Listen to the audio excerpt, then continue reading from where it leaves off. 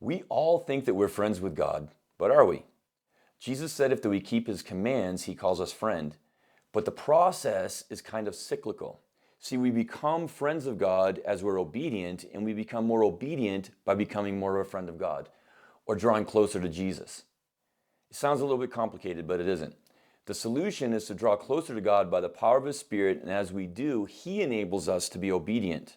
His commands just become part of us, and then as we get all the junk out of the way, we're able to draw closer to God. I've struggled with various addictions since I was probably 11 or 12 years old. I found that at that age, when things didn't go my way, I could pour myself into video games or music, then porn, alcohol, drugs, whatever it was to escape. Oftentimes, I had to muscle my way out of the addiction only to find it rear its ugly head months or even years later. I was trying to do it myself, but when I learned to really walk out my relationship with God and to walk out my purpose, it all changed. Now I don't even have to try. Not most of the time anyway, it still takes some effort. As we spend the time with God daily, we become more obedient and closer to him.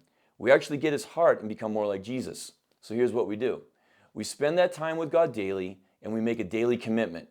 We also are deliberate in the time to seek God's face and to seek how we can become more like Jesus. We actually ask God to show us his face and ask God to show us how to be more like Jesus. We also step out in risk and we minister to people even when it's uncomfortable. See, that's part of the process, and that's something that we often miss.